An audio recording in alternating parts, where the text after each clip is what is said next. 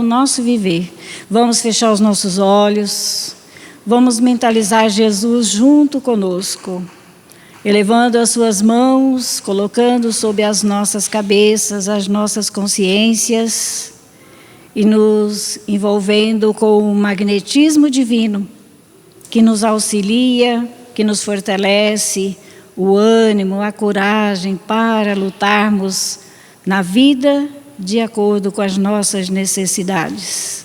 Te agradecemos, Jesus, pela presença dos nossos irmãos benfeitores espirituais que nos trouxeram a esse encontro.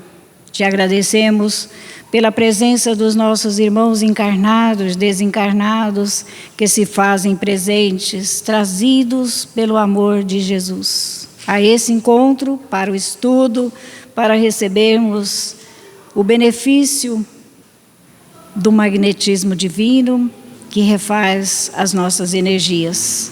Obrigado, Jesus, por nos receber no planeta Terra e por nos dar a sustentação necessária para o nosso viver, ainda com tantas dificuldades criadas por nós, mas com o seu amor, com a sua misericórdia, vamos caminhando sempre para o melhor. Fica conosco, ajude-nos a estar contigo sempre, que assim seja. Nós vamos estudar uma lição do livro Estude e Viva. Então, a gente tem sempre que estar pensando, né? O título do livro já nos diz, estude e viva, porque só estudar é muito pouco para nós, né? Nós precisamos viver, vivenciar. O nome da lição é a seguinte, na hora da fadiga. Todos nós sentimos essa fadiga, essa necessidade, né? Essa perturbação, essa falta de encontrarmos com Jesus. Estamos tão distante do amigo divino, muitas vezes, que ficamos fadigados, nos sentimos sozinhos. E essa lição vai nos ajudar a manter o nosso equilíbrio.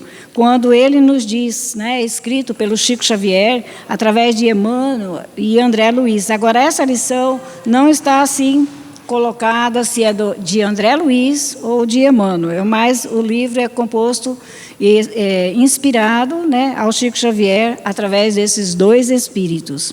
E ele nos diz, então, na hora da fadiga, quando o cansaço te procure no serviço do bem, reflete naqueles irmãos que suspiram pelo mínimo das facilidades que te enriquece as mãos. Olha só, para a gente refletir, né? No cansaço, a gente às vezes, né? Nós dizemos assim, estou tão cansado de fazer o bem, mas essa lição nos traz a reflexão necessária. Que nós possamos pensar nos nossos irmãos que suspiram com o mínimo que temos. Olha o que temos, quanta coisa temos, né?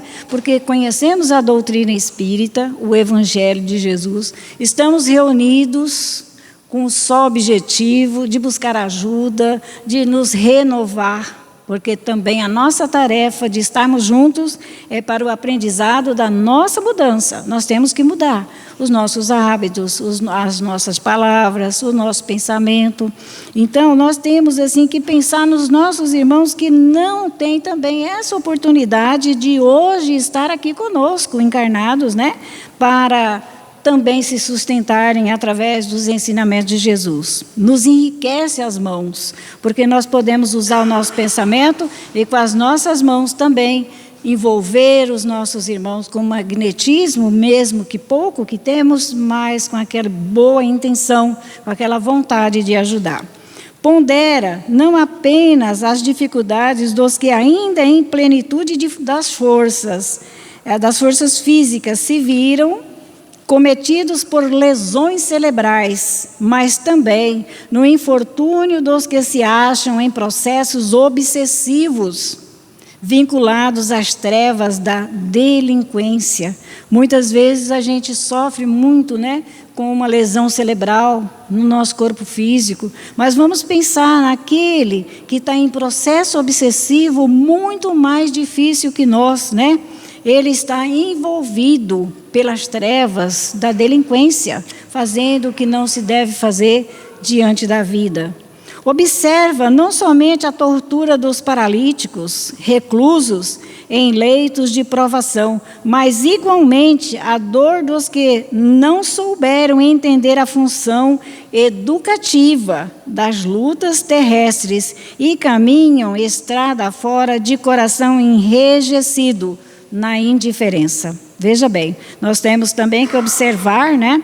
Não só aquele irmão que está paralítico em cima de uma cama, não consegue se levantar, não consegue se movimentar, mas também pensar naqueles outros, né, que não entenderam, não souberam entender a função educativa das lutas terrestres, porque as lutas que enfrentamos aqui na Terra são educativas para nós, não é o mal, é uma educação que nós vamos adquirindo com o tempo, se desejarmos, porque como nos diz a lição, muitas vezes a gente não sabe entender, né, essa função educativa nas lutas terrestres do nosso caminho.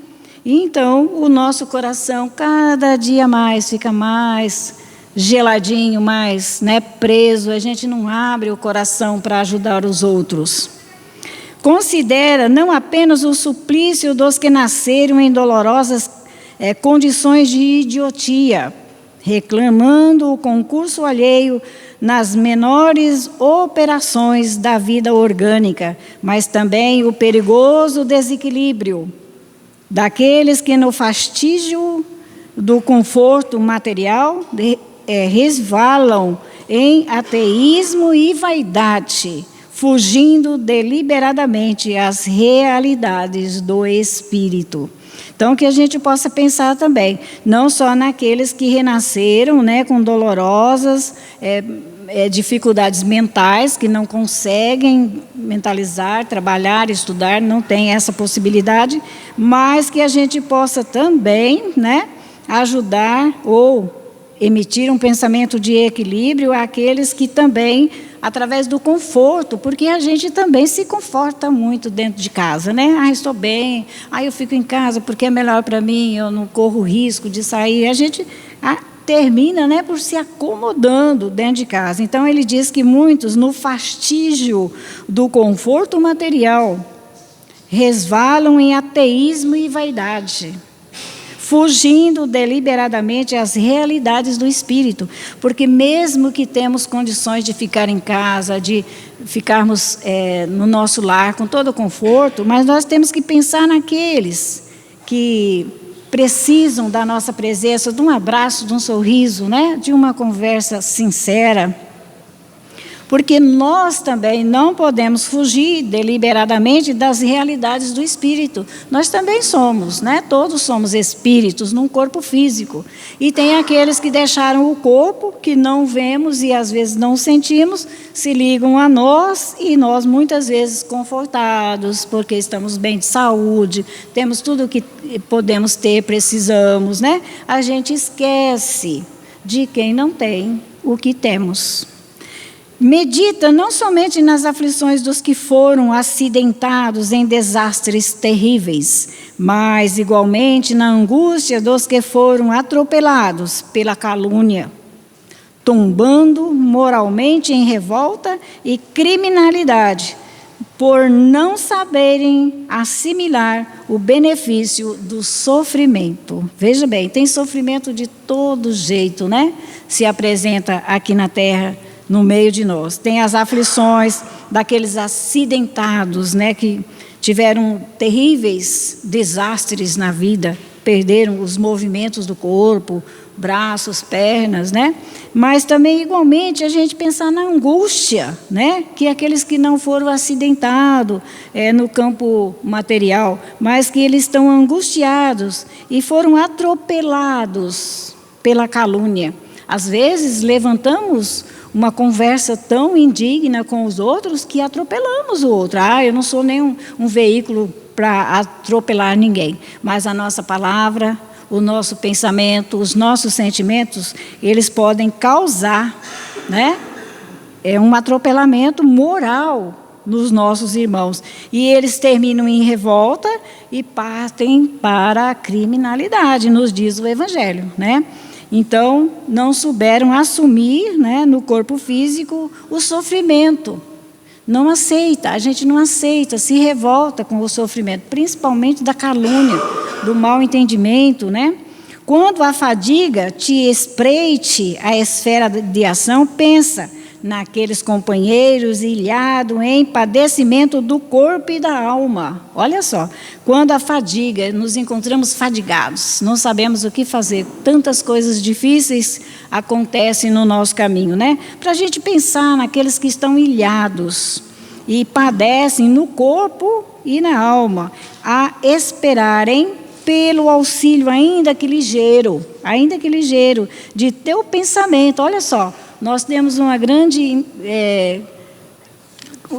condição, que é o nosso pensamento, da gente manter o pensamento equilibrado, emitir alguém que está em fadiga, em sofrimento, então que a gente possa, né, usar o nosso pensamento para que a tua palavra, o nosso pensamento, a tua providência, saiam de tuas mãos, providências que amenizam a dor, né, que consolam o coração.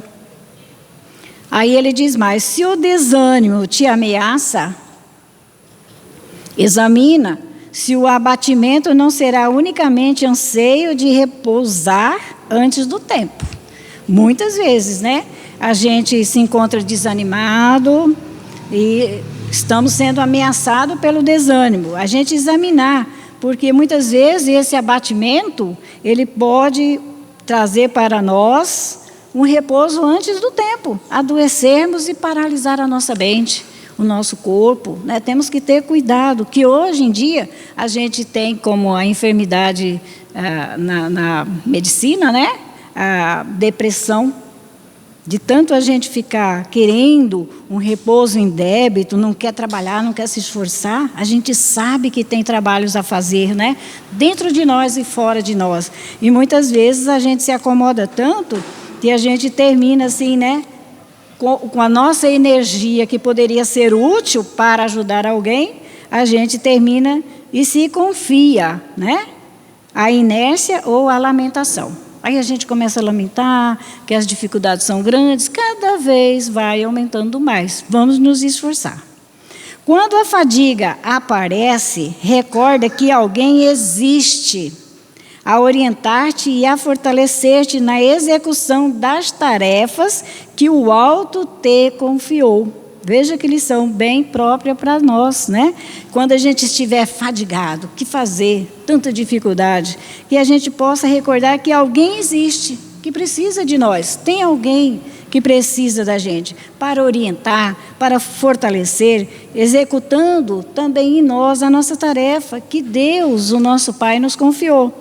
Alguém com o suficiente amor e poder a esperar-te, ou os recursos e o dom da construção da vida melhor. Então, nós temos tudo isso, nós temos um capital enorme, é que a gente não se manifesta, né? Nós temos, por exemplo, aqui, ó, se buscarmos o amor, nós podemos nos amar e amar os outros, e esperar que esses recursos, esses nossos dons possam servir de construção de vida melhor para os outros. Veja bem, esse alguém é Jesus, a quem aceitamos por mestre, e que, certa feita, asseverou positivo, à frente dos seguidores espantados, por vê-lo a servir num dia consagrado ao descanso. Veja bem, temos essas notícias no Evangelho, né? Que Jesus foi encontrado trabalhando no sábado. E o sábado era consagrado, né? Não podia trabalhar, não podia assistir. E todos naquele tempo, eles foram assim, espantados, quando viu Jesus servindo, falando, ajudando, trabalhando. E aí, o que Jesus respondeu, né? Meu Pai trabalha até hoje e eu trabalho também. E nós? Será que a gente faz isso, né? Será que a gente lembra que o Pai Todo-Poderoso criou o planeta Terra, nos criou, nos mantém a todos e a tudo aqui no planeta Terra, não para de trabalhar? Por que a gente para? Por que a gente quer um descanso antes do tempo, né? E aí ele continua dizendo: somos defrontados com frequência por aflitivos problemas, cuja a solução reside em nós. Olha só, E a gente fica buscando, né, um médico, Jesus, os benfeitores para nos ajudar. Eles nos ajudam, mas o Evangelho está nos dizendo que somos confrontados com frequência por aflitivos problemas, cuja solução reside em nós. Nós vamos nos curar a partir da hora que a gente se dedicar ao estudo, ao trabalho, ao devotamento, de servir, de amar e de compreender. Nós vamos curando as nossas enfermidades. A Ele debitamos longas fileiras de irmãos nossos que não apenas infelicitam o lar, onde são chamados à sustentação do equilíbrio, mas igualmente enxameiam nos consultórios médicos e nas casas de saúde, tomando o lugar de necessitados autênticos. Veja bem, nós temos que procurar renovar a nossa vida, porque mudando os nossos hábitos, o nosso pensamento, nós vamos nos curando. Enquanto que a gente sabe como tratar toda a aflição que recebemos e buscamos um médico e vamos ao consultório, né? E lá nós vamos usar aquele período que podia outra pessoa que não tem o conhecimento que temos, estar ali para ser assistida e orientada. Então, o conhecimento da doutrina espírita nos ajuda a curar. Referimos-nos às criaturas menos vigilantes, sempre inclinadas ao exagero de qualquer sintoma ou impressão, e que se tornam doentes imaginários. Olha aí, a gente às vezes também imagina que está doente, né? Procura um médico, porque nós somos um doente imaginário, está na nossa mente, né? Vítimas de que se fazem de si mesma nos domínios das moléstias fantasma. Olha só, como que é importante a gente estudar, né? Os nossos benfeitores nos traz que criamos no nosso pensamento uma determinada enfermidade, né? Um exagero nosso, e aí sentimos alguns sintomas, nos dirigimos como um doente para os locais necessários de cura, e muitas vezes a gente está dominado por doenças fantasmas. Veja bem. Experimentam, às vezes, leve intoxicação, superável sem maiores esforços, e dramatizando em demasia pequeninos desajustes orgânicos, encharcam-se de drogas. O remédio, né? De drogas respeitáveis, quando necessárias, mas que funcionam à maneira de cargas elétricas. Veja bem, tomarmos tanto remédio, o perigo, né?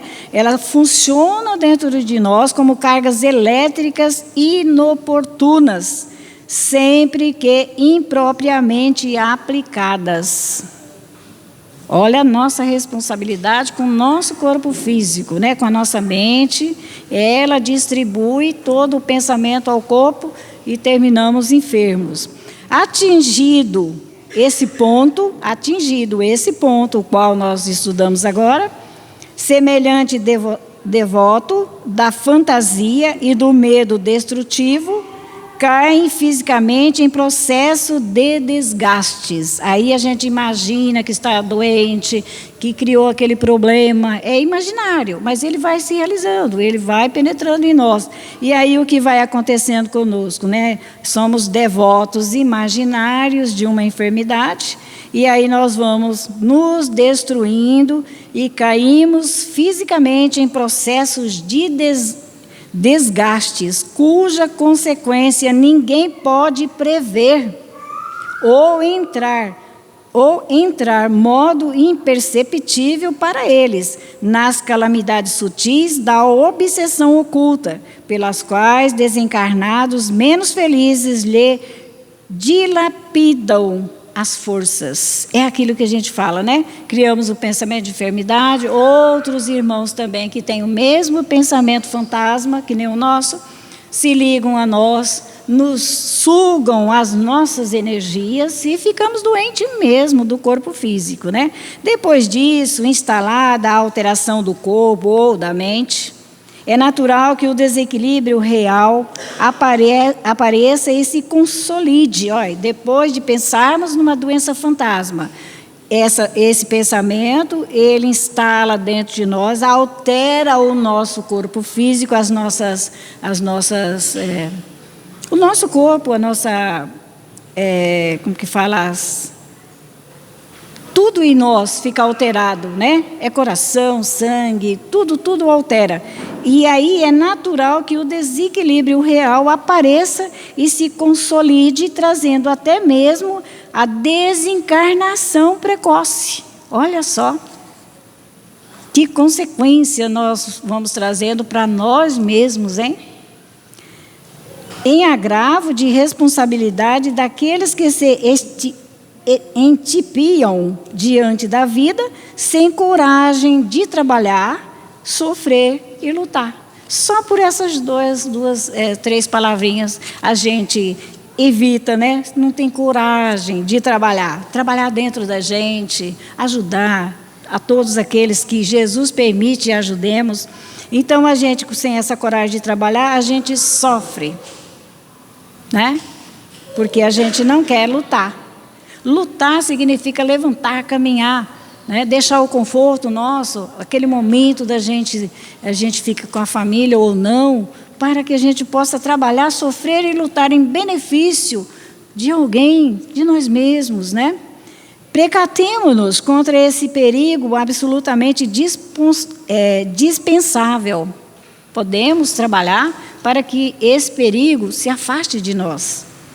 Se uma dor aparece, auscultemos nossa conduta, verificando se não temos causa a benéfica advertência da natureza. Quando sentimos uma dor, nós devemos auscultar dentro de nós a nossa conduta. Por que eu senti essa dor? O que eu estava pensando? Qual que é o meu sentimento? Por isso a dor aparece, né? Às vezes a gente está com raiva, nervoso, né? Aí uma dor aqui, outra ali, é trazida pelo nosso pensamento desequilibrado. Então, a natureza vai nos trazer essa advertência. Vamos auscultar nós mesmos. Por que ficamos doentes? O que não me aconteceu antes do meu problema, né? Seja ele qual for. Se surge a depressão nervosa, olha só, examinemos o teor das emoções. Por que a gente fica depressivo? Né? Aqui está nos ensinando. Surge a depressão, de repente eu fico depressiva, nervosa, né? Examinemos o teor da nossa emoção. Eu estou mantendo uma emoção nervosa ou eu estou calma, serena, mantendo o meu coração aberto para ajudar, para também acolher aquele outro que inspira a manter em mim um nervosismo. E pode estar sendo sugerido, sim, para nós. Então, vamos estar bem, porque nós vamos ajudar, né? Estejamos entregando as energias do pensamento, olha aí. É nesse momento, quando entramos em uma depressão nervosa, por exemplo, para a gente examinar o teor da nossa emoção, porque nós estamos aplicando a nossa energia do pensamento, de modo a saber se o cansaço não se resume a um aviso salutar da própria alma, para que venhamos a clarear a existência e o rumo da nossa existência, né? Antes de lançar qualquer pedido angustiado de socorro, aprendamos a socorrer-nos através da autoanálise criteriosa e consciente. Então, antes da gente ficar fazendo tanto pedido angustiado, esse pedido de socorro que a gente faz muitas vezes, que a gente possa aprender também a socorrer-nos através do autoanálise criteriosa e consciente. Vamos buscar saber por que da minha doença. Eu vou conseguir entender. Ainda que não seja por nós, façamos isso pelos outros. Se a gente não tem o problema, né? Não estamos, graças a Deus, estamos mais equilibrados, um pouquinho mais, vamos fazer pelos outros, vamos analisar o que eu posso fazer em benefício do outro, né? Ainda que não esteja por nós, façamos isso pelos outros, aqueles outros que nos amam e que perdem inconscientemente o recurso e tempo valioso, sofrendo em vão com a leviandade e a fraqueza de que fornecemos testemunhos. Nós que nos esmeramos no trabalho desobsessivo, que é o nosso trabalho de hoje, ele serve para todos nós, quem trabalha ou quem vem também buscar o socorro. Nós que nos esmeramos no trabalho desobsessivo, em doutrina espírita, consagremos a possível atenção a esse assunto, que a gente preste atenção, estude essa lição, vamos analisar nós mesmos, vamos fazer um autoexame das nossas doenças, por que aconteceu, como era o meu sentimento naquele momento que eu adoeci, aquela dor que me surgiu, né? Então, nós vamos consagrar a nossa possibilidade de atenção a esse assunto, sempre analisando os motivos da nossa enfermidade, combatendo as doenças fantasmas, que são capazes de transformar-nos em focos de padecimento injustificáveis, a que nos conduzimos por fatores lamentáveis de auto-obsessão. Tudo está por nós para resolver, porque nós criamos o desequilíbrio mental do nosso pensamento.